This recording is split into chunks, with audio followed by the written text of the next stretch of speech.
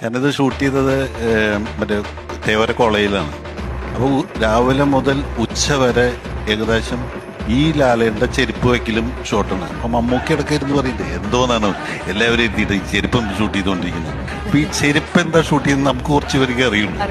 ഇതിൻ്റെ രഹസ്യം എന്താണെന്ന് വെച്ചാൽ പടത്തിൽ തന്നെ ലാലേട്ടൻ്റെ ഇൻട്രഡക്ഷൻ വളരെ സ്ലോ ഇൻട്രഡക്ഷനാണ്. ഒരു ജയിലിൽ ഇങ്ങനെ തിരിച്ചു വരുന്ന ഒരു മ്യൂസിക്കും ഇല്ല, വളരെ എനർജി കുറച്ചിട്ടൊക്കെ ഇത്.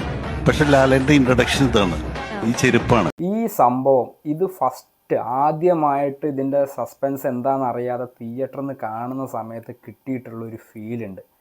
മോഹൻലാൽ ഫാൻസിന് പ്രത്യേകിച്ച് ഈ സിനിമയുടെ ഇൻ്റർവെല്ലാവുന്ന സമയത്തുള്ള ഒരു പരിപാടിയാണത്. ഇത് കാണുമ്പോൾ കിട്ടിയിട്ടുള്ളൊരു ഫീല് പിന്നെ വേറെ ഒരു മോഹൻലാലിൻ്റെ പടം എന്നല്ല വേറെ ഒരു സിനിമയിലും ഇതുപോലത്തെ ഒരു ഫീല് കിട്ടിയിട്ടുണ്ടാവാനുള്ള സാധ്യതയില്ല. അമ്മാതിരി സാധനമായിരുന്നു. ആദ്യം മോഹൻലാലിനെ ഭയങ്കര ലൈറ്റായിട്ട് കാണിച്ച് മോഹൻലാൽ ഫാൻസൊക്കെ ചത്തിരിക്കുകയായിരുന്നു തിയേറ്ററിൽ. ഇപ്പോഴത്തെ പിള്ളേർക്കൊക്കെ അത് പറഞ്ഞാൽ മനസ്സിലാവുമെന്നുള്ള അറിയില്ല.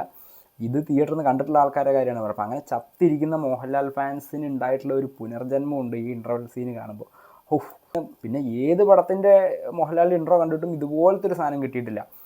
ഇതിൻ്റെ ഏകദേശം സെയിം സെറ്റപ്പൊക്കെ പിന്നീട് ക്രിസ്ത്യൻ ബ്രദേഴ്സിൽ ചെയ്തിട്ടുണ്ടായിരുന്നു. അത് അത്രയ്ക്ക് വർക്കായില്ല എങ്കിലും ഇതിൻ്റെ ഒരു ഫീല് അന്യമാണ്. പക്ഷേ ഈ ഇൻ്റർവെല്ലിൻ്റെ ഈ സാധനം ഇതുപോലത്തെ മോഹൻലാലിൻ്റെ ഇമ്പോർട്ടൻസ് ഒക്കെ കണ്ടിട്ട് പോലും 2020 മമ്മൂട്ടിയാണ് നായകൻ എന്ന് വാദിച്ചിട്ടുള്ള മമ്മൂട്ടി ഫാൻസ് അന്ന് ഉണ്ടായിരുന്നു എന്നുള്ളത് ഓർക്കണം. എൻ്റെ ഒരു ആത്മമിത്രമൊക്കെ ഉണ്ട്. അവൻ്റെ കണക്കിൽ 2020 കഥ എന്താണെന്ന് വെച്ച് കഴിഞ്ഞാൽ മമ്മൂട്ടിയുടെ അനിയത്തിയെ ഉപദ്രവിച്ച ആൾക്കാരോടുള്ള മമ്മൂട്ടിയുടെ റിവെഞ്ചിൻ്റെ കഥയാണ് 2020 എന്ന് വരെ വാദിച്ചിട്ടുള്ള മമ്മൂട്ടി ഫാൻസ് ആ കാലത്ത് ഉണ്ടായിരുന്നു.